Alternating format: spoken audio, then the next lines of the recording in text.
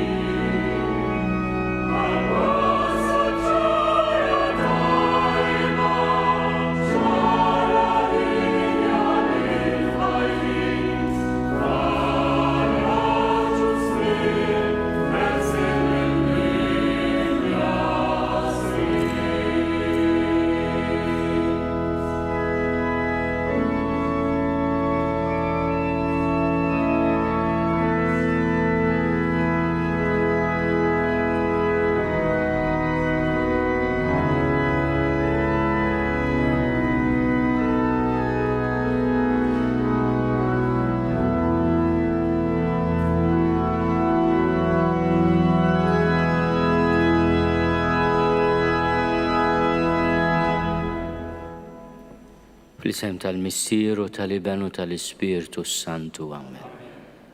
Il-paċi ma'kom. Ħuti jew narfu ħtijietna biex nitħejjew tajjeb ħalli niċċelebraw il-misteri qaddisa f'din l-ordinazzjoni ta' ħutna bħala djakni. Nistqalla Alla li jista' kollox u lilkom ħuti li jien għadnibt ħafna bil-ħsieb, bil-kliem, bil-emil u billi ħallejt dmirijieti. Ħtija tiegħi, bl-akbar ħtija tiegħi. Għalhekk nitlob lill-imqazza Marija dejjem Verġni, lill-anġli u l-qaddissin kollha u lilkom ħuti biex titolbu għalija lil mulej Alla tagħna. Eħenna lina Alla li jista' kollox jaħfrilna dnubietna u jwassalna l-ħajja ta' dejjem.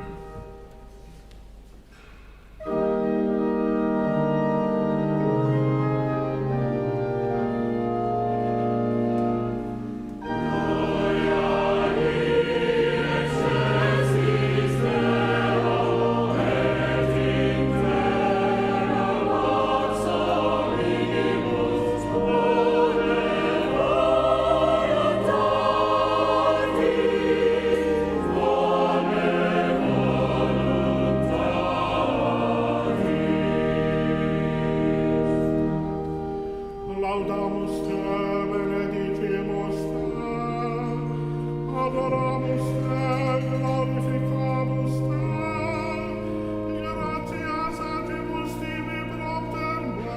Domine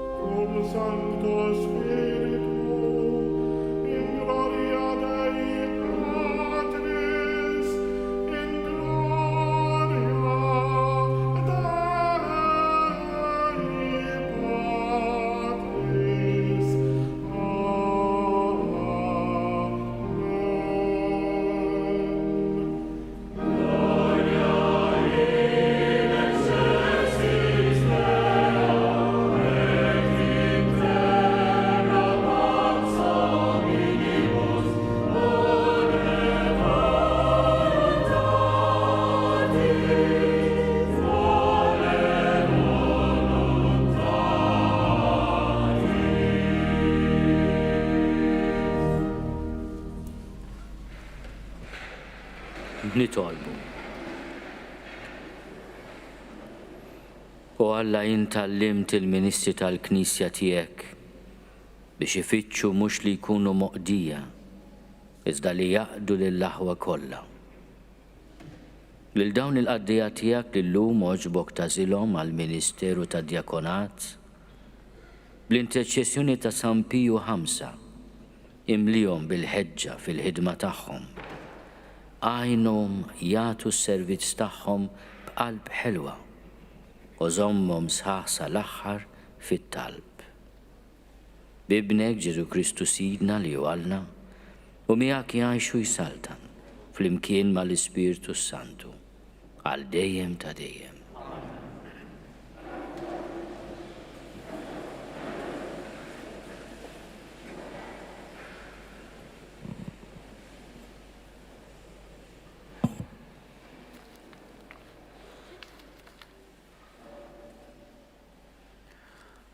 Qari il-ktieb tal-profeta Iżajja.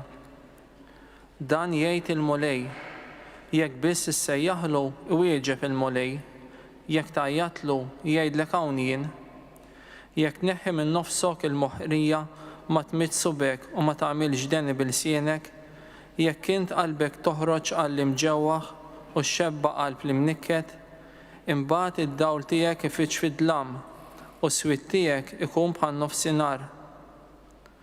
U l-mulej jibqa' jmexxik għal dejjem u jxebbalek qalbek fl-imkejjen nieġfa u jsaħħaħlek għadmek. Int tkun bħal ġnien bis-saqwi, bħal għajn ta' ilma ma jonqos qatt. U jerġgħu jibnuk mill-ħerbiet tal-qedem, mill-ġdid intibni s-sissien ta' ġenerazzjonijiet sħaħ u jsejħulek bennej ta' swar imġarfa li jġeddet it-toroq fejn wieħed joqgħod. Il-kelma tal-mulej.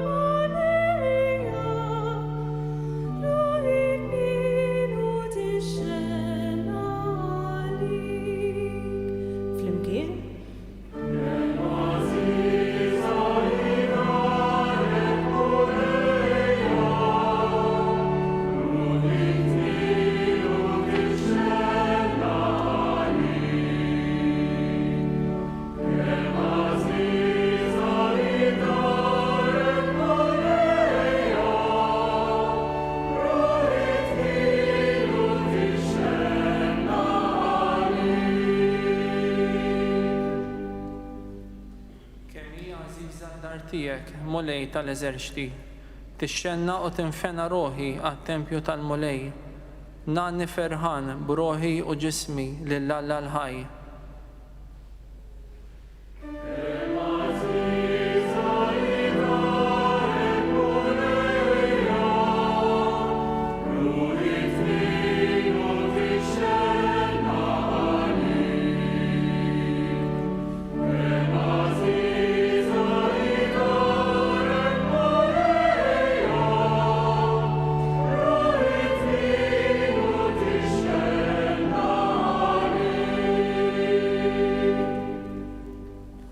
Ħin dawk li jagħmlu f'darek u ma jfaħruk għal dejjem. Ħin dawk li jsibu fik il-qawwa tagħhom li għandhom għal qalbhom il-pellegrinaġġ għat-tempju.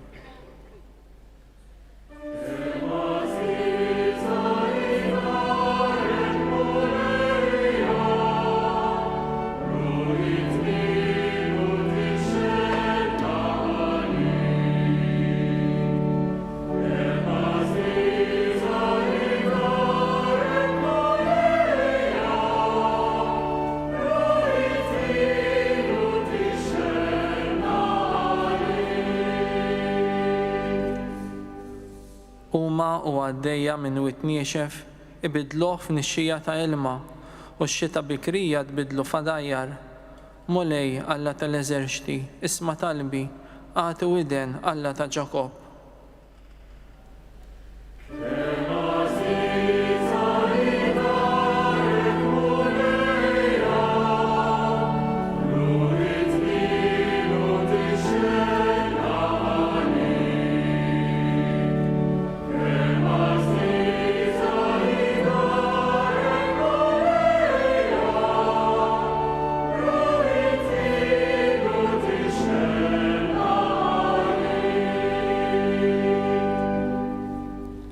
Għax jum wieħed fit-tempju tiegħek aħjar minn 1000 jum f'post ieħor. Aħjar noqgħod fuq l-qadba ta' dar Alla tiegħi milli nagħmmar fit-tinet tal-ħżiena.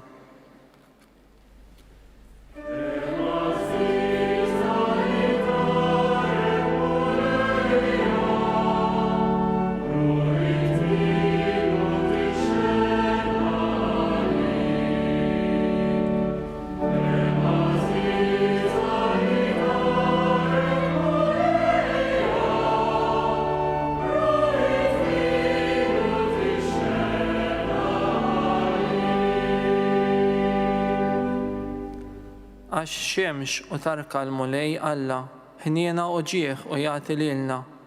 Ebda ġid ma jiġħad il-mulej lil min jimxi bis-sewwa, mulej tal-eżerċti, ħien il-bniedem li jittama fik.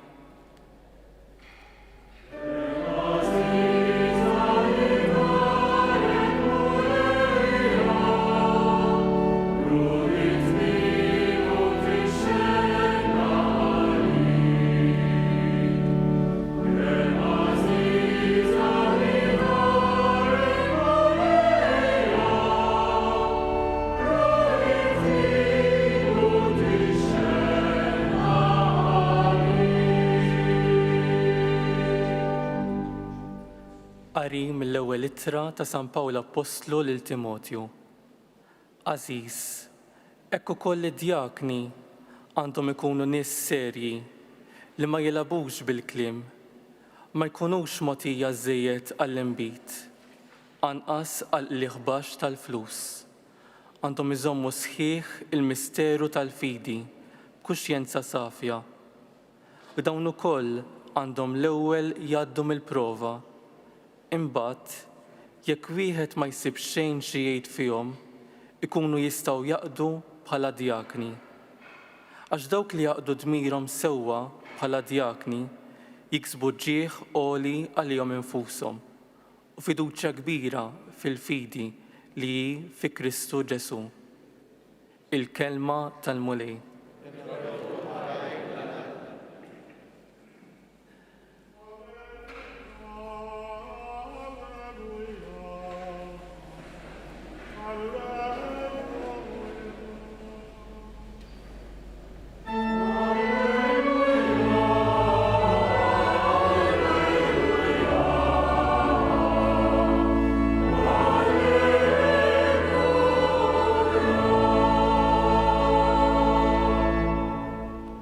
Il-mulejjiet jekk dawn il-ħwejjeġ tafuhom, ħenjin intom jekk tagħmluhom.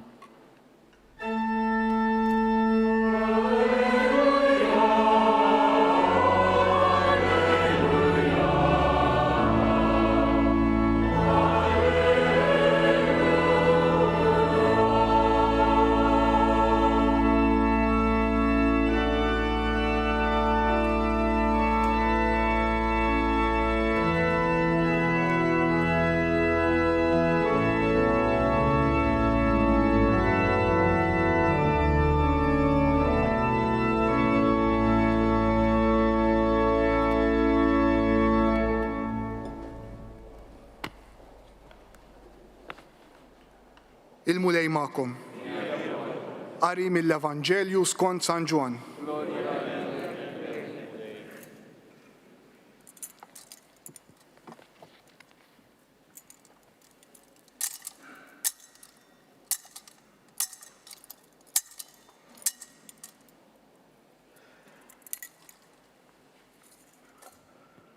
Qabel il-festa tal-Għid, billi Ġesu kien jaf li waslet is-sija tiegħu biex jgħaddi minn din id-dinja għalant il-missier u li kien ħabb lil tiegħu li kienu fid-dinja ħabbhom għall-aħħar kienu għedina l-ikel. Ix-xitan kien ġa webbel lil-Ġuda ta' Xmun l-Iskarjota u daħħallu f'rasu li jitradih. Ġesu kien jaf li l-missier taħ kollox fideħ u li ju kien ġi minn Antalla u kien sejjer Antalla. Qam minn fuq il-mejda, neħħa l-mantar minn fuqu, ħafar dal u rabtu ma' qaddu. Imbagħad ferra l-ilma fl-embija u beda jaħsel saqajn id-dixxipli u jxittahomlhom bil-fardal li kellu ma' qaddu. Mela wasal fuq Xmun Pietru u dan qallu: Int mulej taħsil li saqajja? Ġesu jiġbu: Inta lissa ma tafx qiegħed nagħmel jien. Tifmu aktar il-qudiem. Qallu Pietru: Ma jkun qatt li int li taħsil li saqajja. Wieġbu Ġesu: Jekk ma naħsillekx saqajk, ma jkollokx taqsam miegħi. Qallu Xmun Pietru: Mulej, mhux saqajja biss, imma jdejja u rasi wkoll. Qallu Ġesu: Min hu maħsul m'għandux għalfejn jinħasel kollu ħlief saqajh, għax hu kollu kemm hu nadif u intom indaf imma mhux il-koll. Għax hu kien jaf min kien sejjer jitradih, għalhekk qal m'intomx il-koll indaf. Wara li ħaslilhom saqajhom, libes il-mantar u reġa' qgħad fuq il-mejda u qalilhom: Tafu x'għamiltilkom? Intom issejħuli li Mgħallem u l-mulej u tgħidu sewwa għax hekk jien. Mela jekk jien li jien il-mulej u li Mgħallem ħsiltilkom saqajkom, hekk intom għandkom taħslu saqajn xulxin. Għax jien tajtkom eżempju biex kif għamilt jien magħkom, hekk tagħmlu intom ukoll. Il-kelma tal-mulej.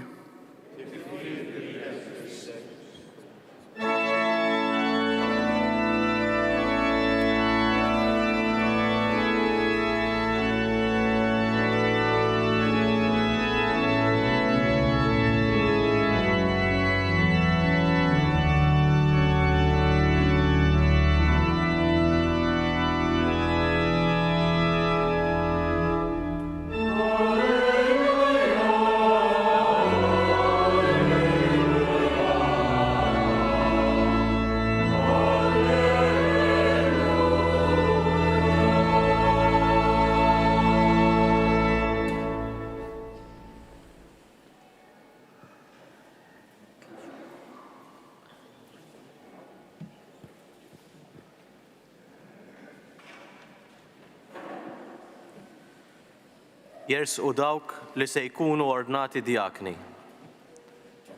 Fra Manuel Akolina tal-Beata Marija tal-Inkarnazzjoni tal-Ordni Karmelitan Terezjan.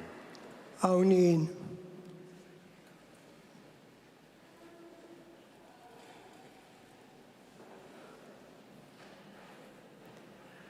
Gilin Camilleri mill-Parroċċa ta' Sant'Anna Witilajn. Awnin.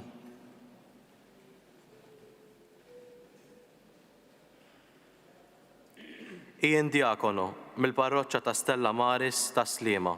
Hawn jien.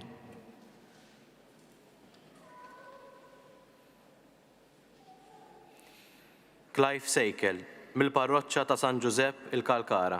Hawn jien.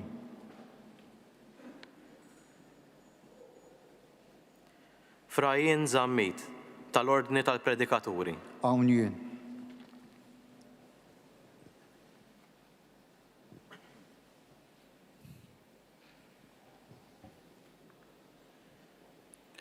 Missier, omna l-Knisja mqazza titlob li inti tordna lil dawn ħutna għal Ministeru tad Djakonat. Taf jistħoqilhomx. Jina nixxed li sar stħarriġ fuqhom fost il-poplu Nisrani u nstemet il-fema ta' kull min kien fi dmir li jagħti l-parir tiegħu fuqhom u minn dak kollu nstab li huma jistħoqilhom l-ordinazzjoni. Bil-għajnuna tal-Mulej Alla u tas-Salvatur tagħna Ġesu Kristu. Aħna nażlu lil dawn ħutna għall-Ordni tad Djakonat. Inroddu ħajr lil Alla. Nagħtuhom ċabċika d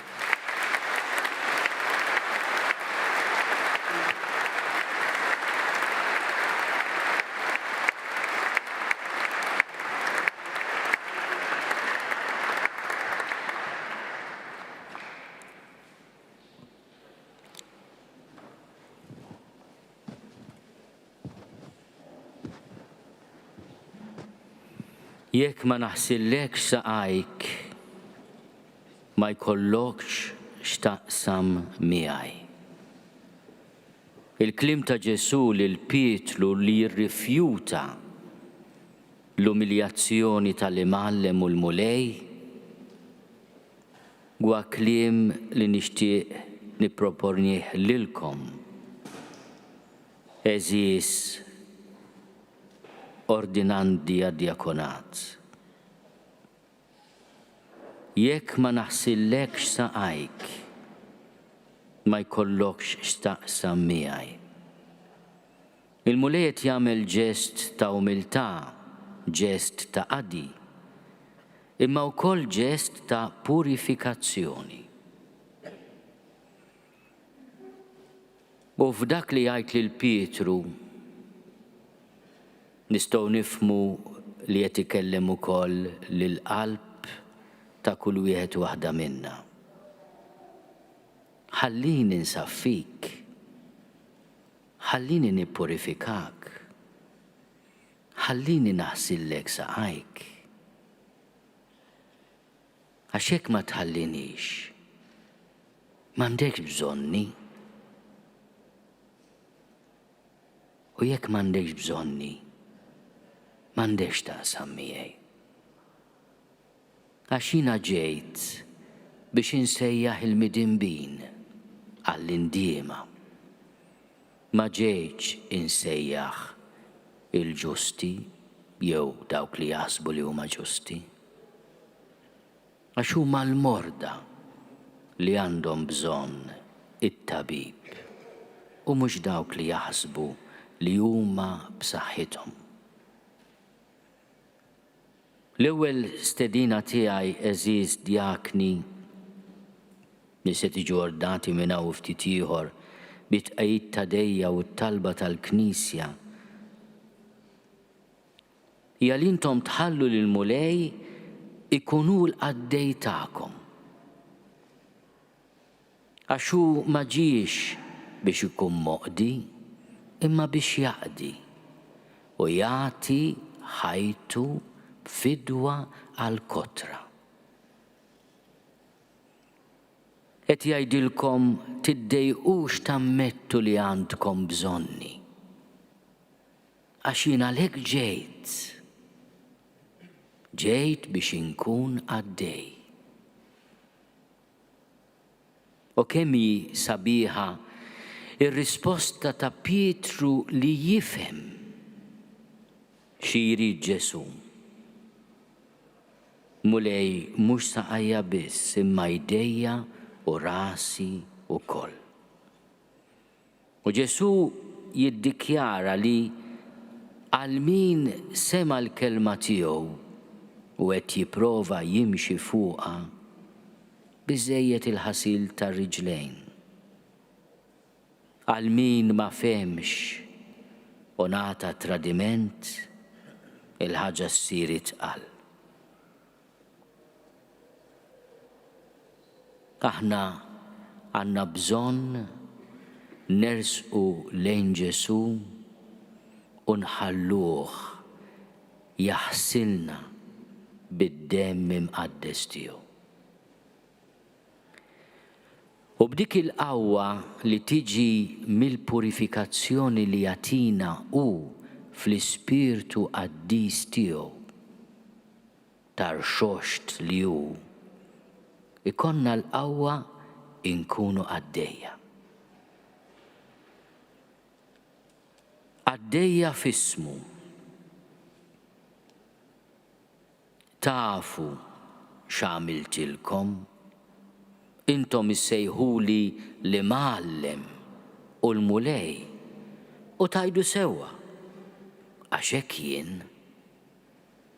Mela jekk jien li jien il-mulej u li mgħallem ħsiltilkom saqajkom, hekk intom għandkom taħslu saqajn xulxin.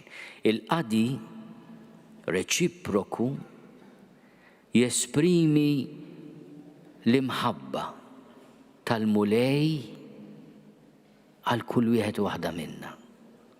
Il-mulej jinqeda bina biex iħobbna. Mhux biss fis-sagrament ta' żwieġ, imma wkoll fl-esperjenza tal-ħbiberija ta' kull imħabba u fl-esperjenza wkoll tal-ordni sagri li huwa sagrament ieħor flimkien ma' żwieġ li jibni il-komunità. U l-ewwel grad ta' dan l-ordni li jibni l-komunità huwa id-djakonat, il-qadi. Il-mulej illum tħażem fardal wara li neħħa l-mantar tiegħu u tbaxxa fuq il-livell l-iżjed qrib tagħna. Tbaxxa biex jerfana u jagħmilna għaddejja tal-poplu għażiż tiegħu. Kemm hija għażiża d-dar tiegħek mulej tal-eżerċiti, imma dak li kantajna fis-salm responsorjali huwa wkoll il-vokazzjoni tagħkom li d-dar tal-mulej li hija l-Knisja. Mhux il-binija sinjal għażiż tal-Knisja. Aħna nsejħuha Knisja wkoll, tal-ġemgħa, tal-komunità. Din hija d-dar tal-komunità. Imma d-dar ta' Ġesu hija l-ġemgħa, il-poplu ta' Alla. U tkun ħafna għażiża għalikom, intom u tixxenqu biex tkunu xhieda tat-tenerezza, tal-kompassjoni, tal-viċinanza tal-mulej għal kull wieħed u waħda minna. Jekk tneħħi minn nofsok il-moħqrija, ma tmitsebak u tagħmilx deni bil-sienek. Jekk int qalbek toħroġ għall-imġewwaħ u xebba qalb li mnikket. Imbagħad id-dawl tiegħek ifittx fid-dlam u s-swiet tiegħek ikun bħal nofsinhar. U din hija t-tisfija li l-mulej irid jgħaddikom minnha eżiż ħuti biex jippreparakom għad-djakonat il-qudiem għall-presbiterat. Li jneħħi minn nofskom l-elm ta' kull tip ta' moħqrija. Li jenkom ma tmiddux sebgħajkom biex takkużaw jew biex tgaraw il-ġebel lil xulxin jew lil poplu ta' Alla. Li ma tagħmlux deni bil-sienkom. Illum ikkonsagraw il-sielkom lill-Alla għat-tifħir tiegħu f'isem il-Knisja u biex twasslu il-kelma tiegħu. La tagħkom, la ta' ħadd, ħlief tiegħu. Ikkonsagraw il-sienkom lilu. Jekk inti qalbek toħroġ għall-imġewwaħ u xebba qalb li mnikket, illum ikkonsagrawlu ħajjitkom, qalbkom, moħħkom, il-forzi kollha tagħkom biex tkunu għaddejja qaddisa tal-poplu ta' Alla. U hekk id-dawl tagħkom ifittx fid-dlam ta' din id-dinja. Inkom tkunu dawl fl-ispirtu tal-qadi. Fost id-dlam ta' tant violenza, arroganza, gideb.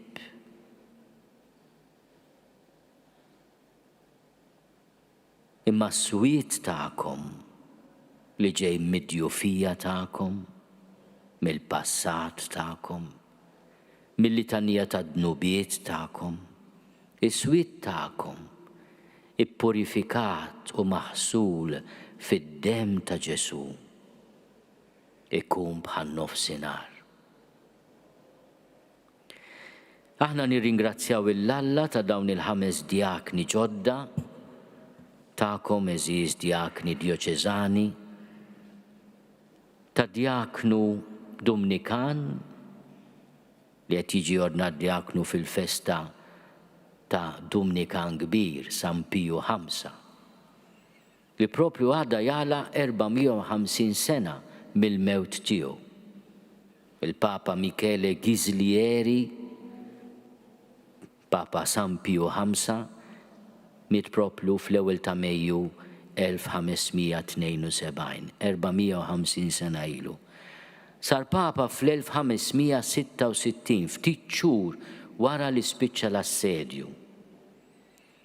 U waħda mill-ewwel affarijiet li jagħmel Papa Ghislieri San Piju V huwa li jikteb ittra lil Gran Mastru La Vallette jitolbu bil-ħnina biex il-kavallieri ma jitilqux minn Malta għax kienu xebgħu sal-ponta ta' mneħirhom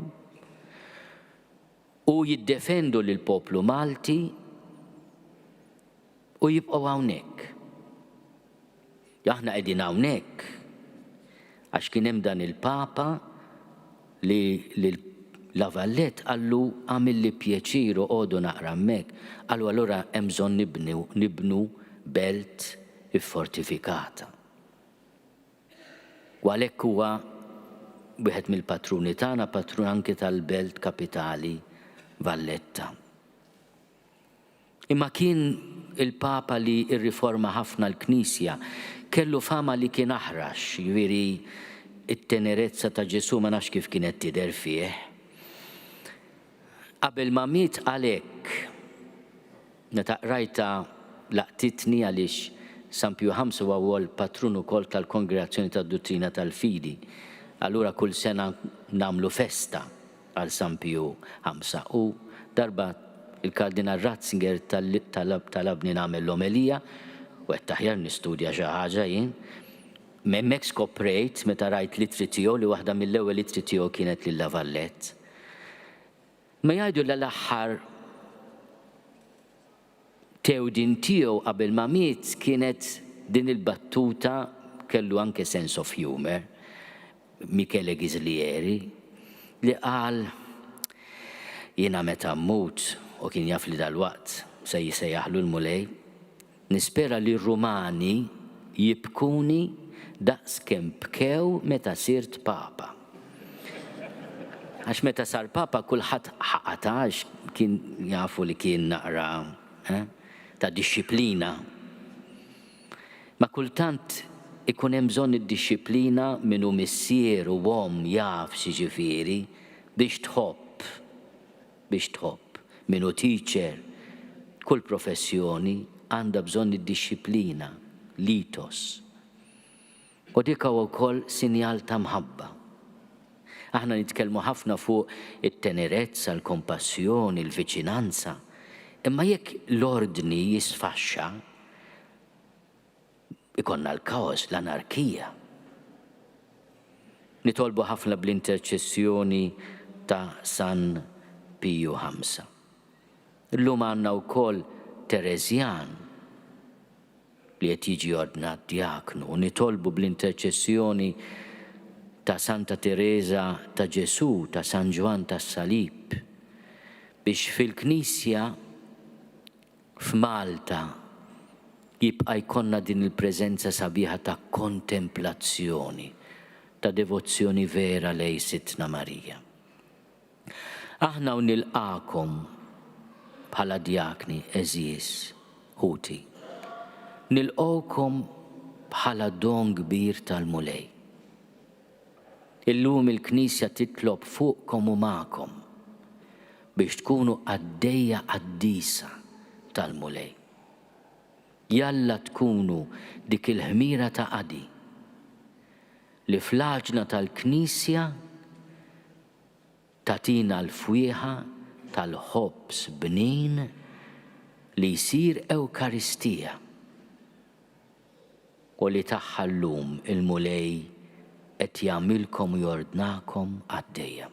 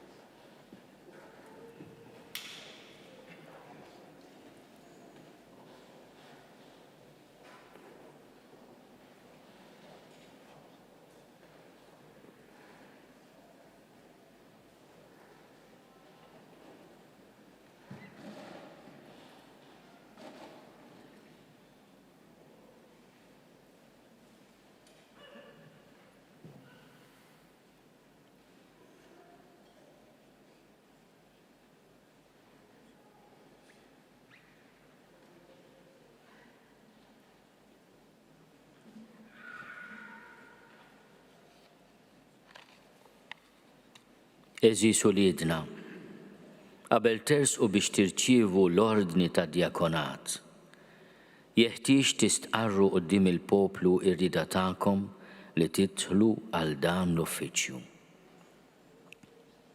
Tridu intom tiġu konsagrati għas-servizz tal-Knisja bit-tqejjid ta' idejja u bloti tal-Ispiritu Santu.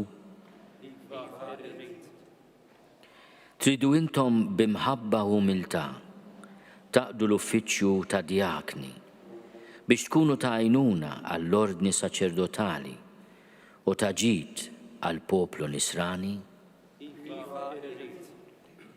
Tridu żommu l-misteru tal-fidi b'kuxjenza safja kif jgħid l-Apostlu missierna u xandru bil-fom u bil-emil din il-fidi skont l-Evanġelju u tradizzjoni tal-Knisja. Lesti intom tħaddnu ċ-ċelibat, tridu tħarsu għal dejjem dan il-proponiment tagħkom bħala sinjal tal-loti sħiħ ta' ruħkom lil Kristu l-Mulej minħabba s-saltna ta' smewiet u l-qadi ta' Alla u tal-bnedmin. Tridu intom il-koll tħarsu u tħeġġu fikom l-ispirtu tat-talb, li hu l-ispirtu propju tal-ħajja li għalija se titħlu. U f'dan l-ispirtu tiċċelebraw bil-fedeltà kollha il-liturġija tas-sigħat skont il-kondizzjoni tagħkom għal-ġid tal-Knisja, anzi għal-ġid tad-dinja kollha. Tridu intom issawru dejjem iżjed ħajjitkom fuq l-eżempju ta' Kristu li issa fuq l-artal se jkollkom fidejkom il-ġisem u d-dem tiegħu. Iva irrid bil-għajnuna ta' Alla.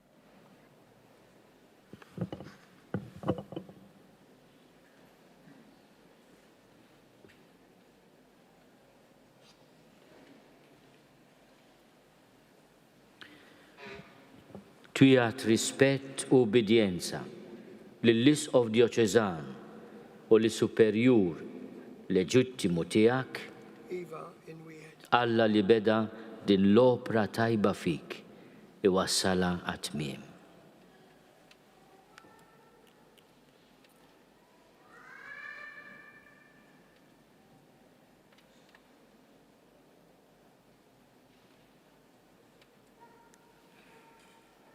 Twiet rispett u ubidjenza lili u lis-suċċessuri tiegħi Iva Alla li beda din l-opra tajba fik iwassala għat-tmiem.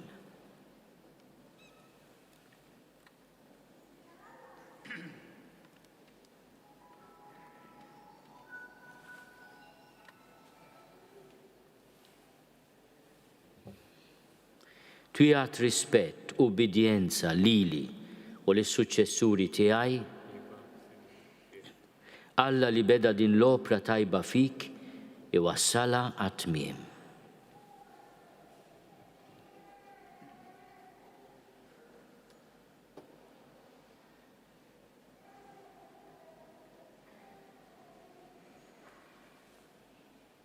Twijat rispett u ubidjenza lili u l-suċessuri tiegħi, Alla li beda din l-opra tajba fik iwassala għat-tmiem.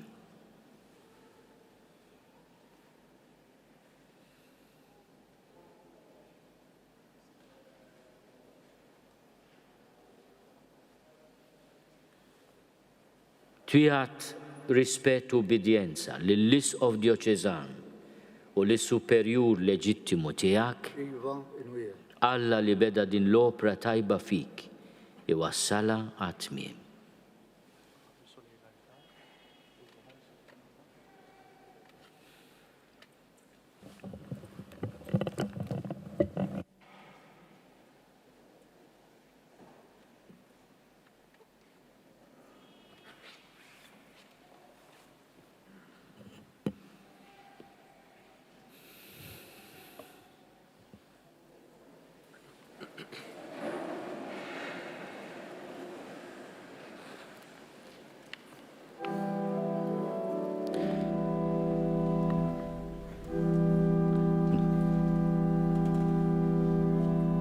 Nitolbu ħuti eżis lil mulej Alla li jista' kollox biex fil-ħina tiegħu joġbu jsawwa bil-grazzja tal-barka tiegħu fuq dawn il-qaddejja tiegħu li qiegħed jaħtarhom għall-ordni tad-djakonat.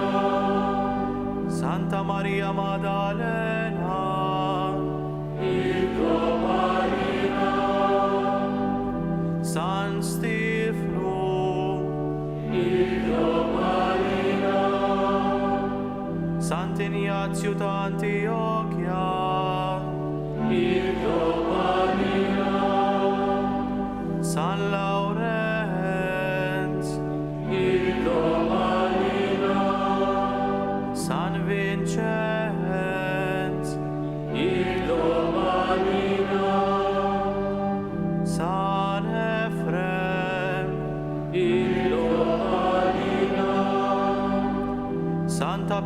perpetua u Santa Felicità. Santa Agnese, Santa Cecilia,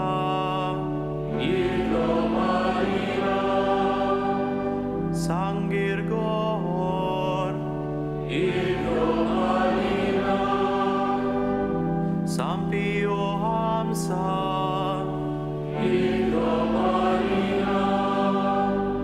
Santo Estin,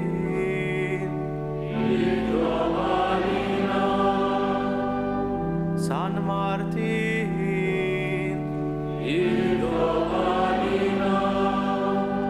Sant'Antonin tal-Eġittu,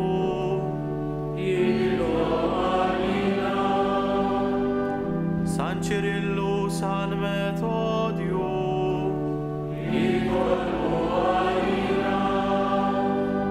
San Carlo Borromeo,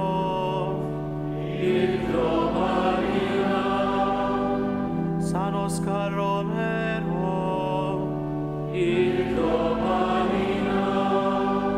San Benedetto,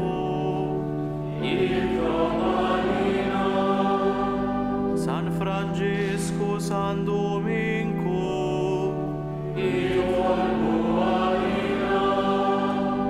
San Francisco Saverio,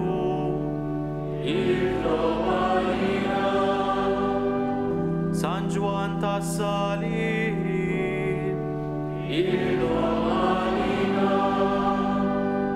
San George Preca, Santa Caterina da Siena, Santa Teresa da Gesù,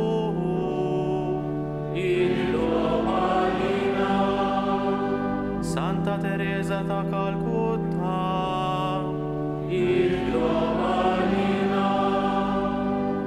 Beata Deodata,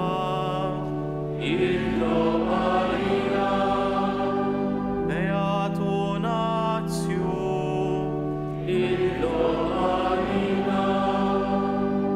Addis incollata alla,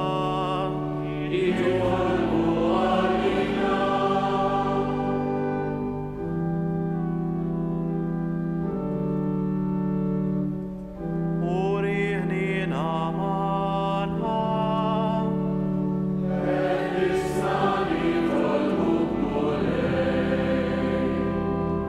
min kull deni,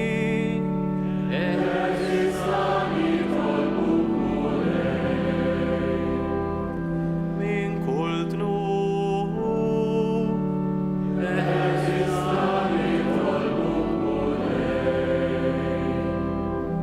mill-mewt ta' dejjem,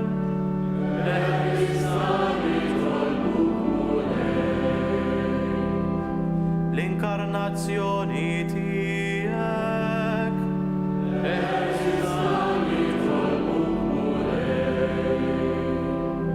bil-mewt u l-qawmin tiegħek,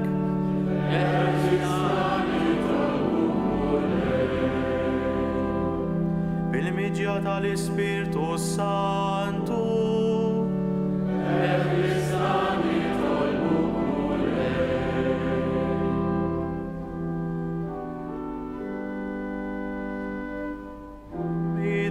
bidimin,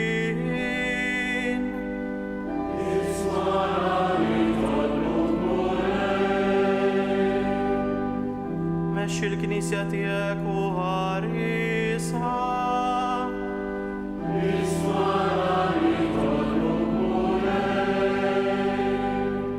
żomm il-Papa u l-ordnijiet kollha tal-Knisja fir-rabta mqazza tiegħek.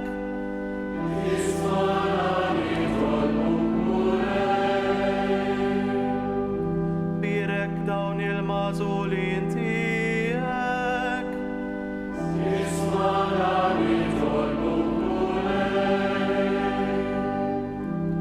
Birek u qaddes dawn il-magħżulin il-mażulin tiegħek. Isma'na nitolbuk mulej. Birek qaddes u konsagra dawn il-mażulin tiegħek. Isma'na nitolbuk mulej. Ibgħat iktar ħaddiema l-ħsad tiegħek. Isma'na nitolbuk mulej. Għati paċi u ftehim tas-sew lill-popli kollha. Isma'na nitolbuk mulej. U riħnina ma' kull min hu mġarrab. Isma'na nitolbuk mulej. Ħawwina u ħarisna fis-servizzi mqaddes tiegħek. Isma'na nitolbuk mulej.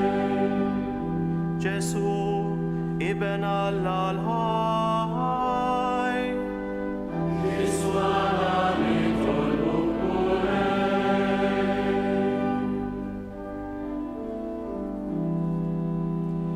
Kristus maħana. Kristus maħana. Kristu il-qatalba tagħna. Kristu il-qatalba tagħna.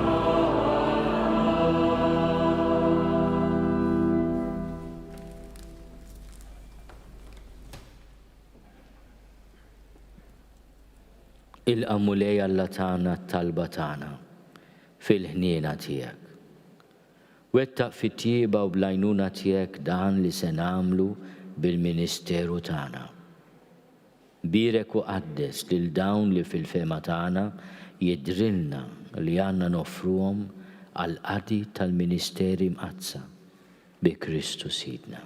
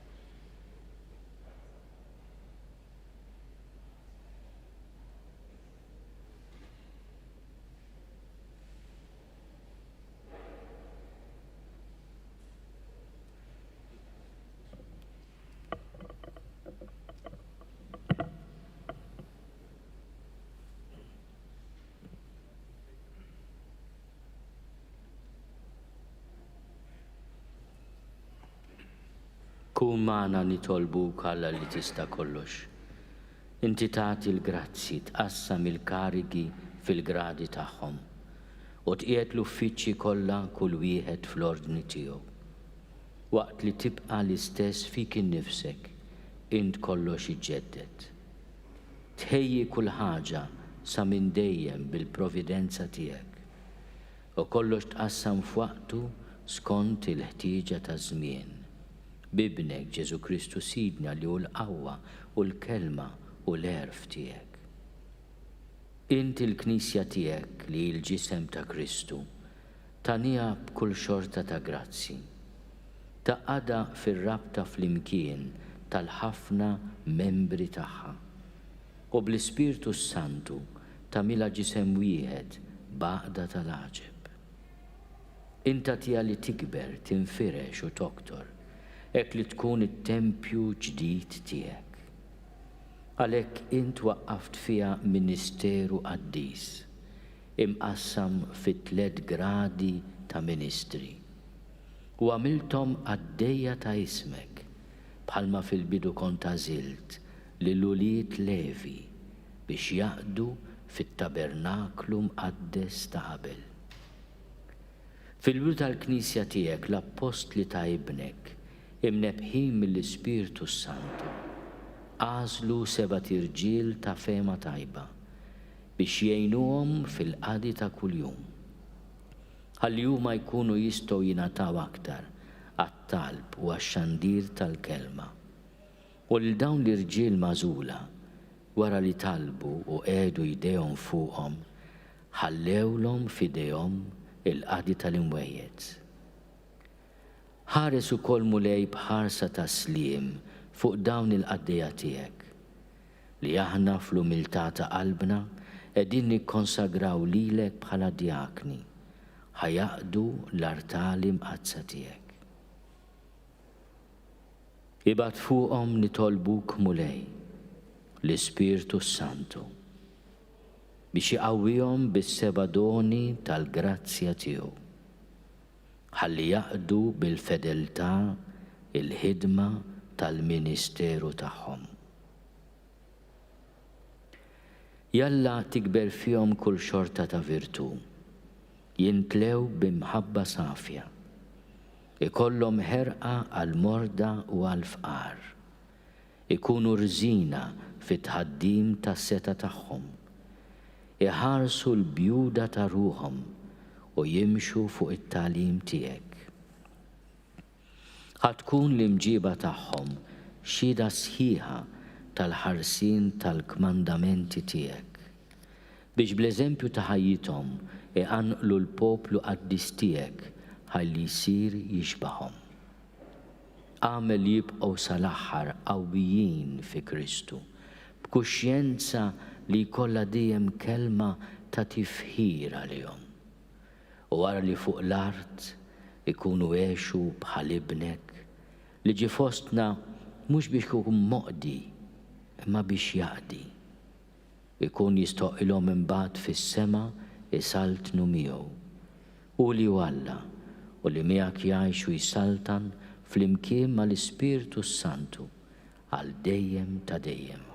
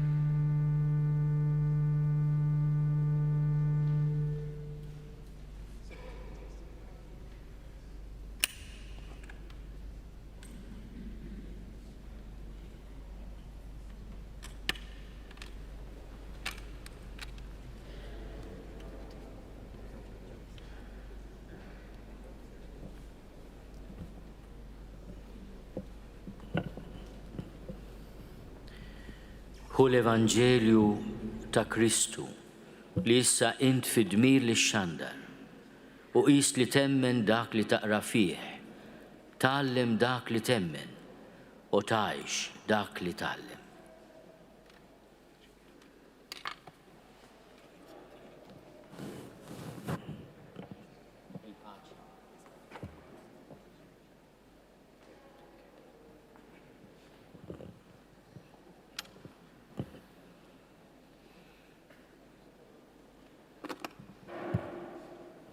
Hu l-Evanġelju ta' Kristu li issa int fid-dmir li xandar u qis li temmen dak li taqra fih, tgħallem dak li temmen u tgħix dak li tgħallem.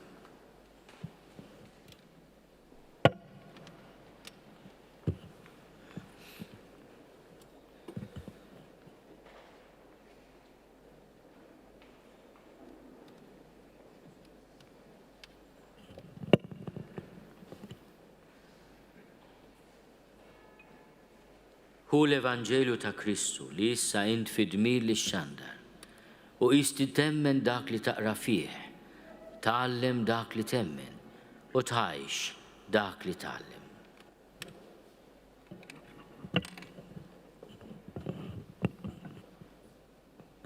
Il-paċi mija.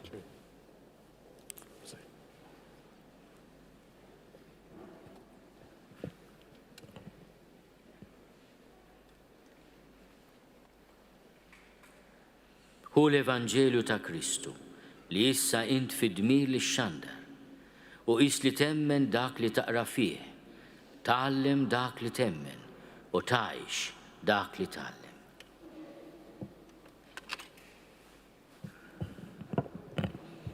Il-paċi mija.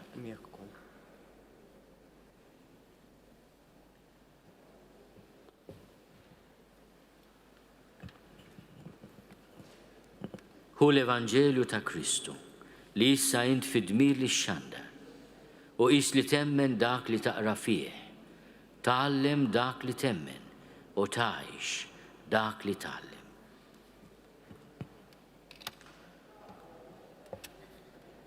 Il-paċi.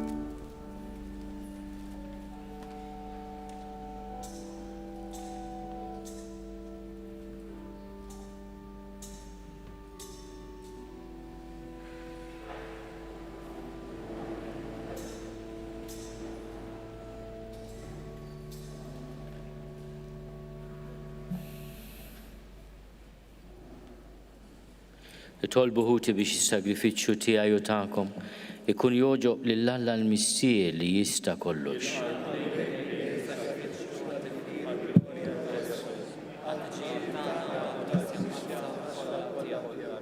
Missier Qaddis ibnek Rid jaħsel riġlejn id-dixxipli biex jagħtina eżempju. Ilqa l-offerta tagħna għad-dejja tiegħek u għatina l-ispirtu tal-umiltà u tal-bżulija biex nofrulek lil nfusna b'offerta spiritwali bi Kristu Sidna. Il-mulej magħkom. Nerfgħu qlubna l fuq. Niżuħaj lill-mulej Alla tagħna.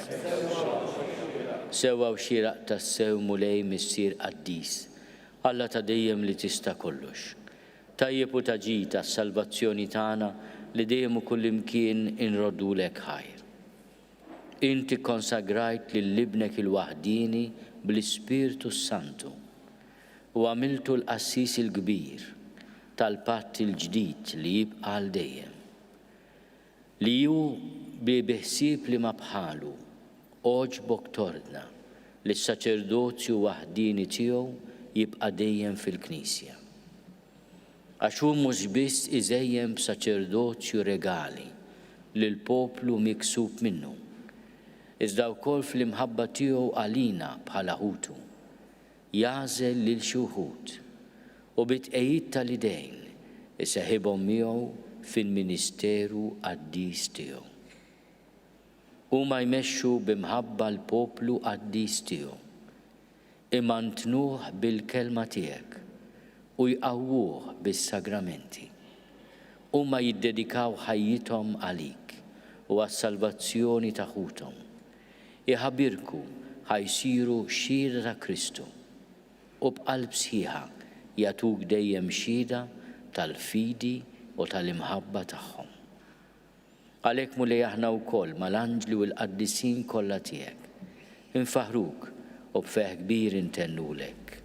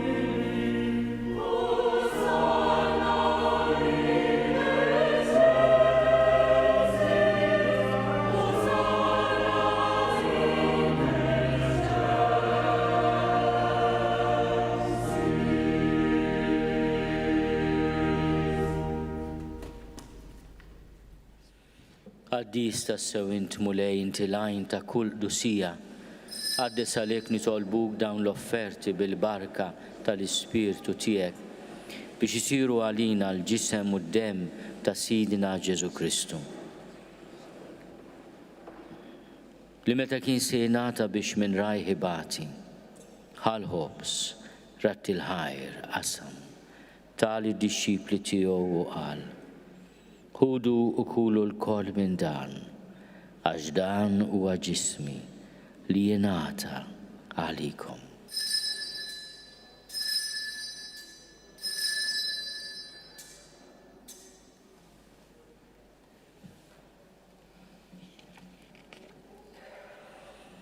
Hekk ukoll wara l-ikla ħal-kalċi reġa' il-ħajr ta' l-dixxipli tiegħu u qal: Ħudu u ixorbu minnu l-koll, għax dan huwa l-kalċi ta' demmi tal-patt il-ġdid li jibqa' għal dejjem. Id-demm li jxerret għalikom u għall-bnedmin kollha għall-maħfra ta' dnubiet. għamlu dan tifkira tiegħi.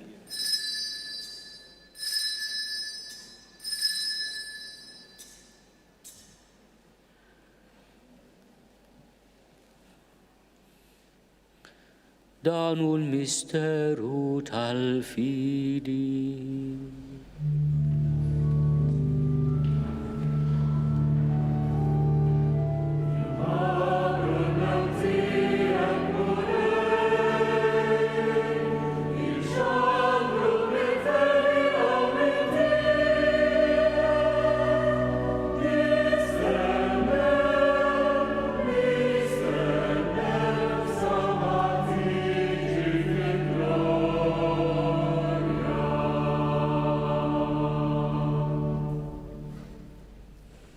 Għalhekk aħna u nagħmlu dan, tifkira tal-mewt u l-qawmin ta' Sidna Ġesu Kristu. Nofrulek mulej il-ħobs tal-ħajja u l-kalċi tas-salvazzjoni. U rrodulek ħajra xoġbok tilqana hawn quddiemek biex naqduk. U miċ-ċokon tagħna nitolbu li l-Ispiritu Santu jaqadna f'ġisem wieħed lilna li nieħdu sehem mill-ġisem u d-demm ta' Kristu.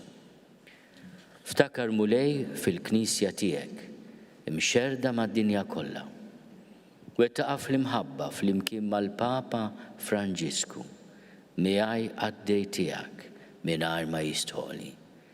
Mal-is of Joseph li qed jgħinni, mal-is of George, mal-is of Anton. Ftakar ukoll f'dawn il-qaddejja tiegħek li llum ridt tagħmilhom ministri tal-Knisja. Ftakar ukoll fil-kleru kollu tiegħek. Ftakar ukoll f'ħutna li raqdu bit-tama tal-qawmien. Ftakar fil-mejtin kollha. Daħalhom quddiemek fid-dawl tas-seb tiegħek. Ħenna lina l-koll nitolbuk. Agħti lilna wkoll il-wirt tal-ħajja ta' dejjem. Flimkien mal-Verġni Mqazzom Malla Marija, mal-Arrus tagħha San Ġusepp, mal-Apostli, ma' San Piju ħamsa u l-qaddisin kollha li jgħixu fil-ħbiberija tiegħek sa mill-bidu tad-dinja. Għamel li magħhom infaħruk u nsebħuk b'Ġesu Kristu ibnek. Bi Kristu ma' Kristu fi Kristu jingħata lilek Alla missier li tista' kollox. Flimkien ma' l-Ispirtu Santu kull ġieħu glorja għal dejjem ta' dejjem.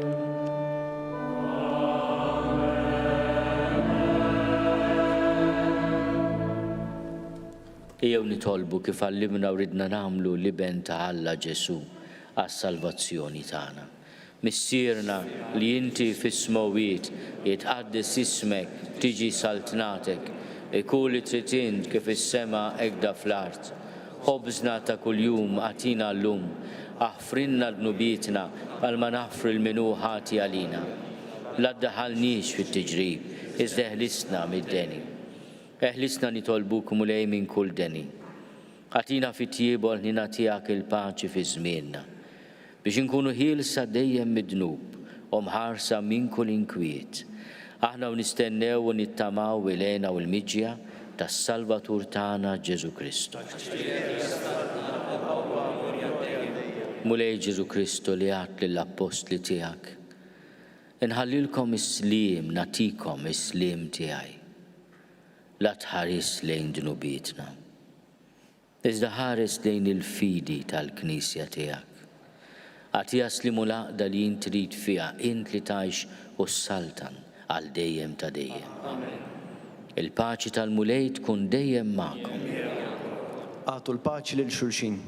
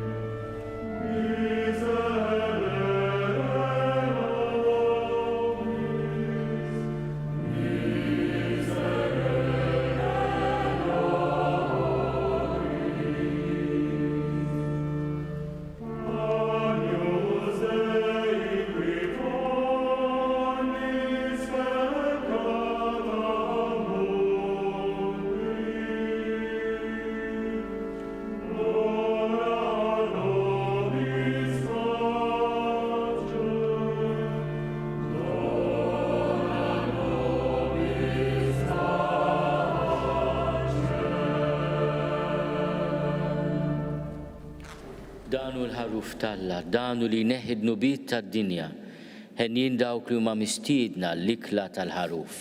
Mulej ma jistoqlix titidħol taħt is-saqaf tiegħi, iżda biss kelma waħda u ruħi tkun infejqa.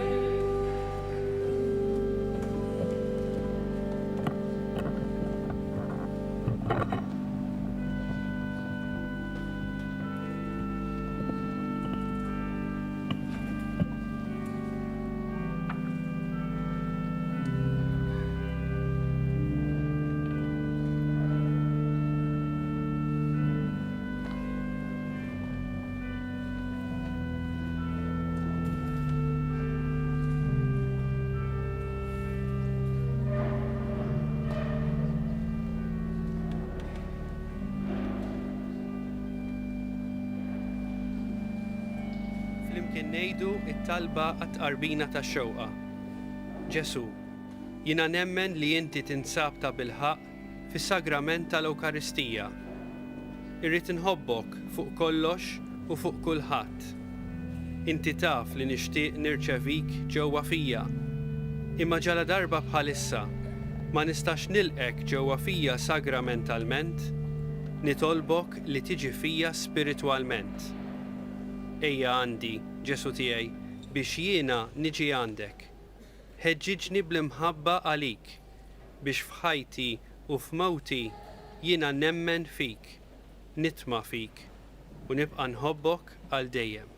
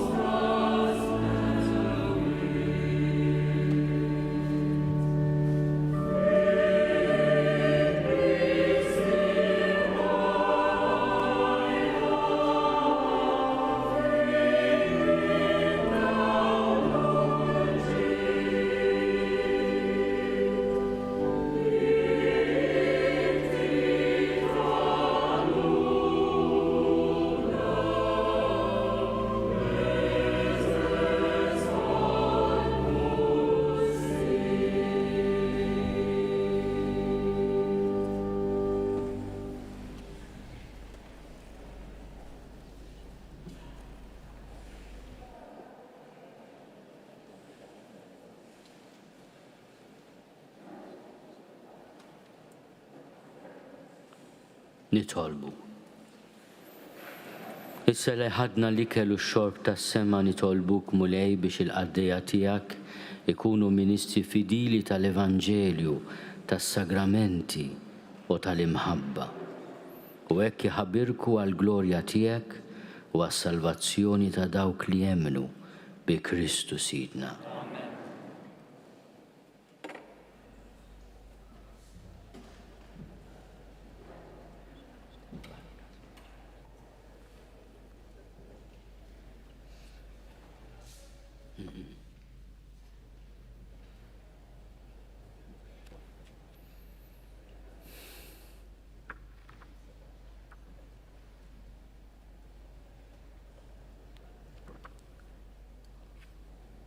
Il-mulej ma'kom. Ikun imbirek isem il-mulej. Lajnuna tagħna f'isem il-mulej. Iberikkom Alla li jista' kollox il-Missier u l-Iben u l-Ispirtu Santu.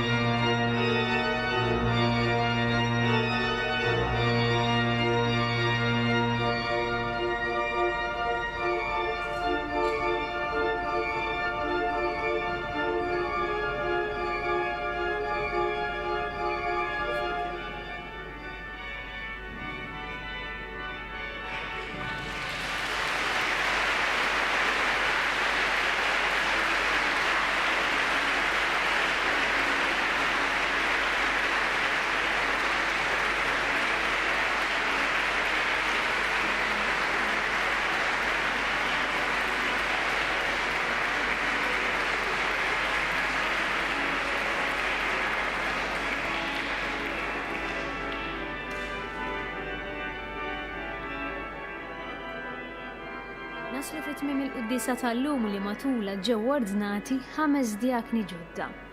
Mulej, imla lil dawn il-5 djakni bl-erf, il-paċenzja u l-karità u biex l-Ispirtu Santu jiggwidhom f'dak kollu li jagħmlu. Ninformakom li għada filgħodu l-Isqof Awżiljarju Joseph Gallia Kurmi se jiċċelebra l-quddisa tal-Ħadd bil-Kappella ta' Kristu Re li tinsab fil-Kunvent tal-Uliet il-Qalb ta' Ġesu fl-Imrieħel. Din il-quddisa se tixxandar fuq TVM, Knisja.mt u newsbook.com.mt. Nawguralkom il-kumplament tal-Odwa tajba.